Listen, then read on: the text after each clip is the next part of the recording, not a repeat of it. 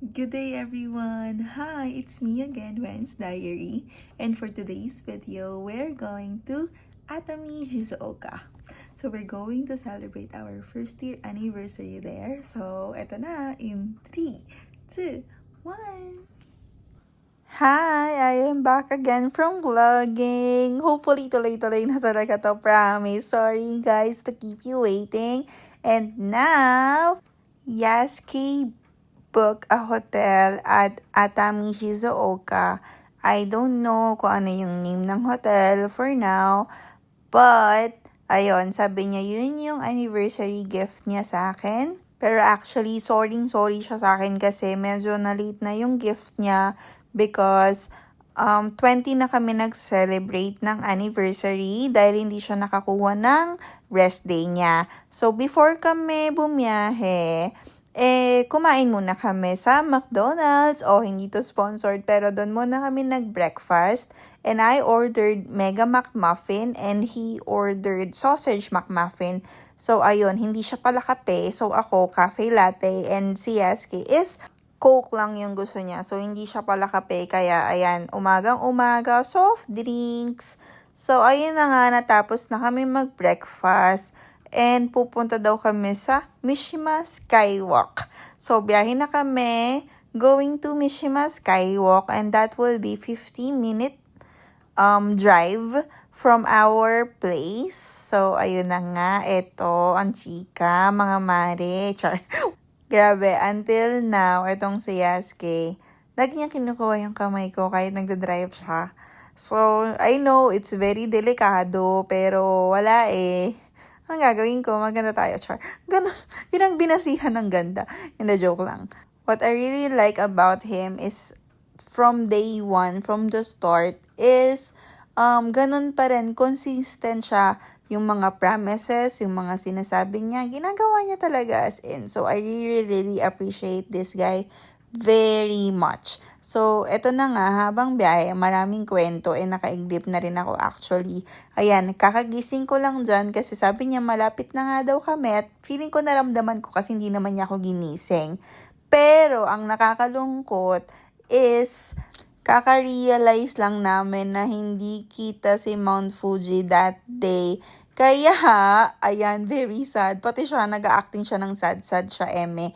Pero, ayun, naka-voice over ako kasi nga, etong si Yasuki ay nagpapatugtog sa sasakyan. Kaya, baka ma-violate na naman tayo ng copyrights. Kaya, voice over lang tayo. Pero, kahit na hindi kita si Mount Fuji, we still went to Skywalk. And nagpa-picture lang kami actually dyan sa, meron silang booth something na may Mishima Skywalk na nakalagay. And na-appreciate ko tong Mishima Skywalk kasi meron silang sun umbrella na pwede mong gamitin kung pupunta ka sa loob.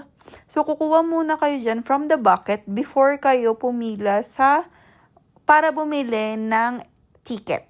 Ayan o, 1,600 for adults and 500 yen for secondary students or mga high school students. So, dito na lang kami pumunta sa panoramic view ni Mount Fuji. And unfortunately, yun nga, this day or that day, hindi kita si Mount Fuji. So, pero still, we went up.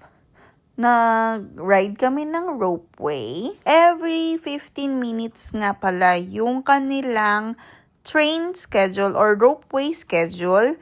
Kaya sobrang convenient din. So, 730 yen kapag ka-adult and then 370 yen kapag ka-child. And then, kahit ang aso nyo, kahit ang mga pets nyo kapag sinama nyo dito, ay may bayad sa ropeway. And that will be 300 yen per pet. 'Di ba? So, hindi nakaligtas ang mga pet nyo, guys. Ang mga fur babies nyo ay hindi nakakaligtas sa ticket dito sa ropeway dahil may bayad siya. Pero sobrang sulit yung view. Pagpanik namin sa taas, grabe, ang ganda. Lalo siguro kapag kita si Mount Fuji. And sobrang refreshing if gusto mo lang mag-relax. So, tip nga pala, if ever nasasakay kayo sa ropeway, mas maganda kung doon kayo sa pinakadulo, nakaupo man or nakatayo kasi mas okay yung view doon for me kaysa sa pinakaunahan. Kasi sa pinakaunahan, yung bundok lang, yung lapag lang na pataas yung nakikita nyo. Unlike sa pinakalikod is yung view mountain top. Ayan, katulad niyan, kaso sobrang zoom yan kasi medyo malayo kami dun sa window. Pero ang ganda. And this ropeway, kaya niya up to 96 persons. Kaya sobrang naging safe na rin for me kasi takot ako sa heights. Actually, takot ako from fear of falling. Kaya medyo natatakot pa rin ako sa mga ropeway or lift. But still, na-manage ko to. Kaya ko siya. So, ayun. Sobrang ganda ng view, guys, if you really want to clear your mind lang. Kasi, yung mga tourist din naman dito is hindi maingay. So, even though may mga tao, peaceful pa rin yung mind mo. Lalo pag nakikita mo yung gantong kagandang view is nakaka-refresh talaga ng mind. And sobrang thankful ako sa trip na to. So, dito pa lang, pangalawang stop namin. Pangalawa to sa mga pupuntahan namin. And sobrang na-relax na ako. Kaya thank you so much sa partner ko. So, etong panoramic view na pala to is called Jukoku Pass Observatory, Shizuoka. So, pag sinearch nyo siya sa Google Map, lalabas na siya or Google Chrome or kahit anong web search na ginagamit nyo is lalabas siya.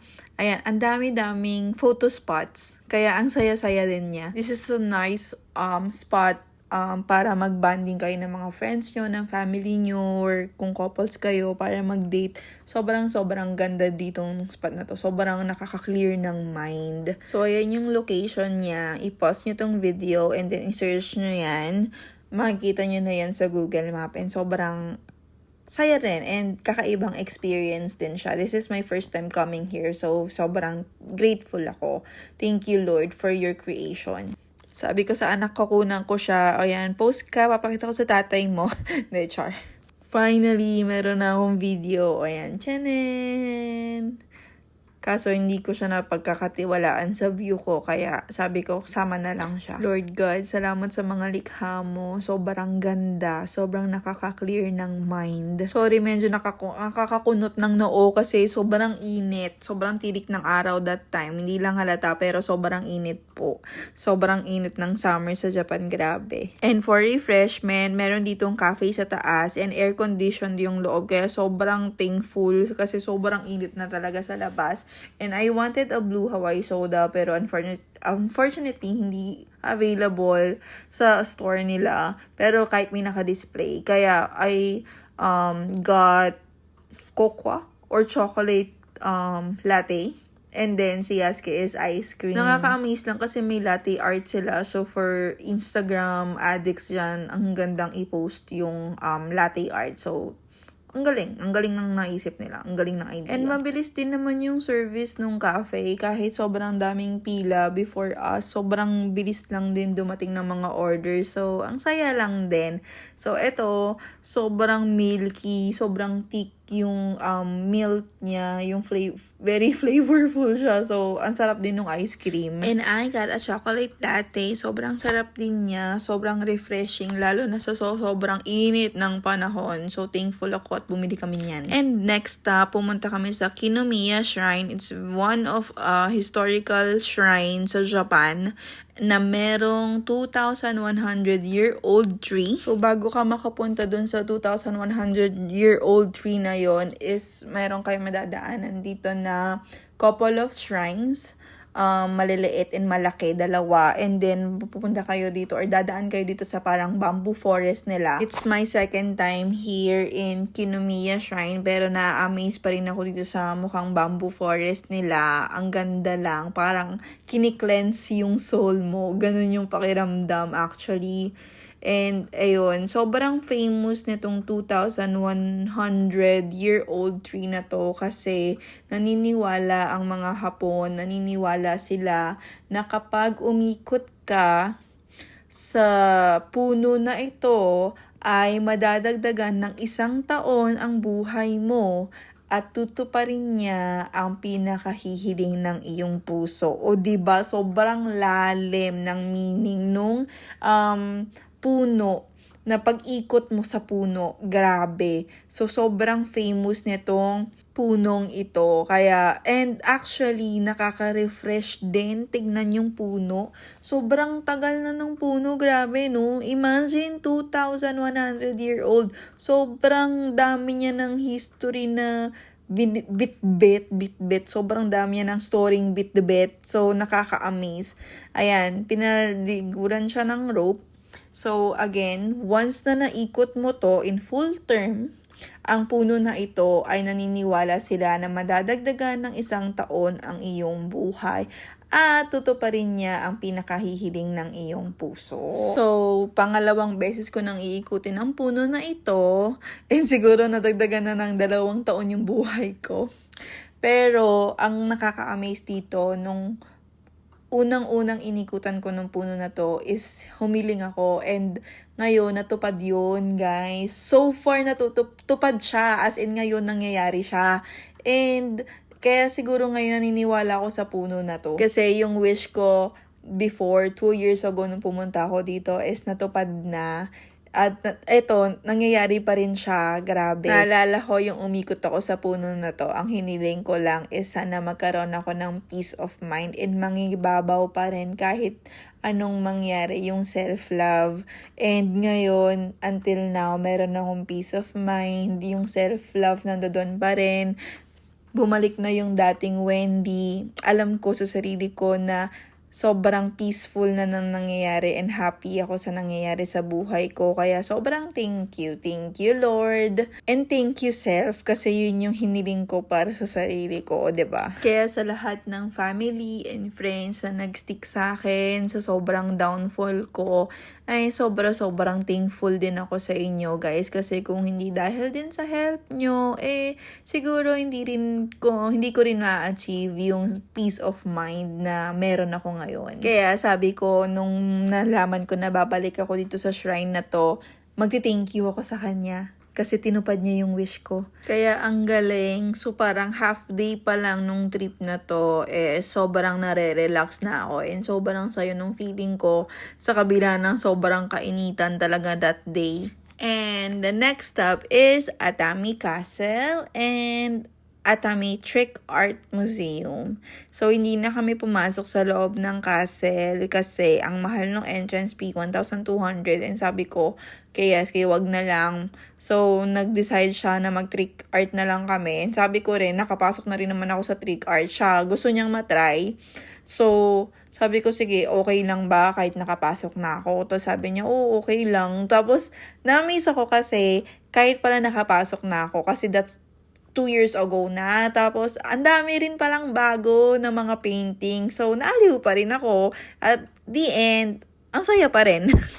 Katulad tong Nindia na to, first time ko rin siya. Ang saya-saya lang din sa loob. Parang sarap bumalik sa pagkabata. Nakakawala din talaga ng problema or stress or anything. So, kung ako yung tatanungin, I would recommend for you to go to a trick art museum anywhere kung may malapit sa inyo. And sobrang nakakatuwa and ang sarap ng feeling after. And then tinry nga namin tong mirror trick. So grabe, hindi ko rin alam kung paano kami magsa-synchronize kasi hindi ko alam kung paano mag-command. Kumandan si Aske kung narilito ako sa left and right namin dalawa kasi magkaharap kami, 'di ba? So ewan ko sa tanda ko to, narilito pa rin ako kung nasan yung left and right. Pero ang cute niya as in. Yes, kasi hindi niya magets kung paano yung trick. So, kung hindi niya alam kung... Kaya hindi ko rin alam kung paano i-explain. At hindi ko rin alam. Hindi niyo na rin alam kasi hindi niyo na rin maintindihan yung voice over ko. Nakakaloka. Tapos, etong hanging head na to, dati iba yung design niya. So, meron pa rin hanging head. Pero ngayon, parang ghost na yung yung effect niya. So, ang kulit lang din. So, simula nung unang pumunta ako dito, meron siya. So, natuwa rin ako kasi nakita ko pa siya ulit. Kaso ngayon, hindi ko masampa-sampa yung ulo ko. Ewan ko kung ba. And ang top 1 favorite ko is itong lumalaki ka, tas sobrang liit mo. So, ayun yung pinaka-favorite ko dito sa lahat. Hanggang ngayon, dati penguin yung design niya dyan eh. Ngayon, na, bust na. So, di ko alam kung paano mag-arte-arte dito. Pero, ang cute. So, ayan lang muna for now. And subscribe for part 2. Thank you so much. Bye!